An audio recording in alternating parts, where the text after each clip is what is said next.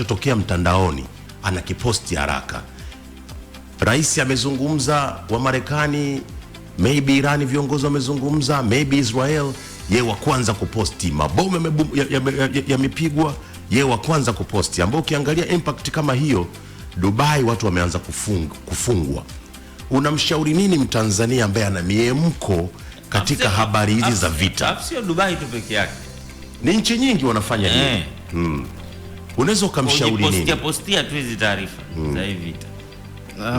Kwanza kabisa kama nilivyotangulia kusema hapo awali, vipo vyombo ambavyo kazi yake kubwa ni kuhabarisha na kutoa mwelekeo wa taarifa hizi za kivita. Kwa mfano kwenye hizo nchi husika, yapo mashirika ya habari, wapo wasemaji, wale wahusika moja kwa moja au ndio wenye kazi mahususi kwa ajili ya kutoa taarifa ya kile kinachoendelea. Kwa sisi wa Tanzania ambao ambao Watanzania ambao wapo kwenye mitandao ya kijamii, ni vyema wakaangalia namna ya kuchuja taarifa. Kama nilivyosema hapo awali, madhara ya kivita siku zote ni madhara hasi, na kama nilivyotangulia kusema, tuna ndugu zetu, tuna marafiki, tuna wataalamu wetu ambao wako Mashariki ya Kati, wapo nchi ambazo zinaendelea na vita. Kwa hiyo ni vema tukajaribu kukaa na kutulia, kwa sababu unapozidi kutoa taarifa za aina hiyo, wapo Watanzania ambao wana mali, wana biashara kwenye hizo nchi za Mashariki ya Kati, wanapata mfadhaiko wa kisaikolojia. Kwa hiyo ni vema sisi kama Watanzania tukaangalia namna bora ya kushauri, kuchambua na kutekeleza yale malengo ya Umoja wa Mataifa, ikiwa na kuifanya dunia kuwa sehemu ya amani na kuifanya dunia kuwa sehemu ya kuendelea kufanya shughuli zetu za kibiashara, kisiasa, kitamaduni na kiutalii, na si vinginevyo. Mchambuzi wa masuala ya kisiasa akitajwa anaonekana maybe ni mtu fulani hivyo easy tu. Yes. Hebu mfafanue mtu ambaye anachambua masuala ya kisiasa. Umepata nafasi, uelezee umuhimu wenu katika jamii. Kwanza, mchambuzi wa masuala ya kisiasa kitaaluma, asilimia kubwa ni wataalamu wa sayansi ya siasa, political scientist, na wataalamu wa sheria za kimataifa, ambao kazi yao kubwa ni kuhakikisha wanatoa taarifa sahihi kwa umma juu ya mambo ambayo yanaendelea kisiasa, ikiwa na lengo la kuondoa ombwe au knowledge gap kwa watu ambao hawajui mambo yanayoendelea kisiasa.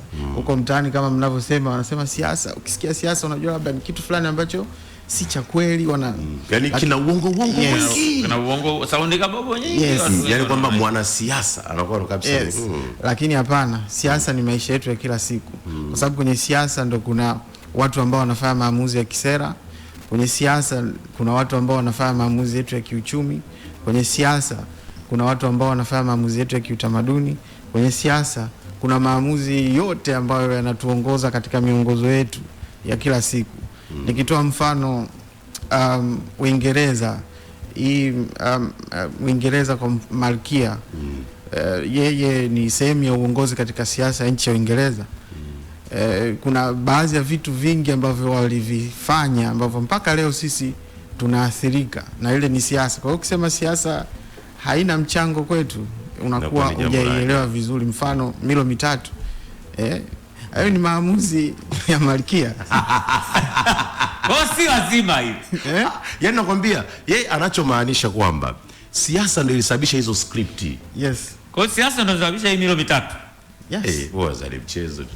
Hebu tugusie kidogo, ili kwaje jamani? Mavazi, unaona, namna ya kuishi. Ofisini inabidi uvae shati na tai. Yes, ni siasa. Ni siasa. Siasa zote. Sera ya utamaduni. Bwana. Inachambua vipi? Malkia huyo. Yes. Akiwa mtawala wa Commonwealth, nchi zilizotawaliwa na Uingereza, ambao Tanzania pia imo. Kwa hiyo ukisema kwamba siasa sio kitu cha msingi, basi hujaijua siasa. Wewe ndio unakuwa hauna msingi.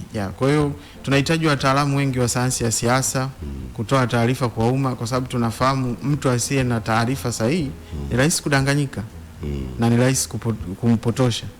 Kwa hiyo sisi kama wataalamu wa siasa tuwaelimishe jamii yetu, na ndo tulipelekwa shule kwa ajili hiyo, kuifanya jamii ijue ili isiweze kudanganyika. Sawa. Ukidanganyika maana yake unaweza kutapelika. Ukidanganyika maana yake unaweza ukapelekwa kwenye njia ambayo sio sahihi.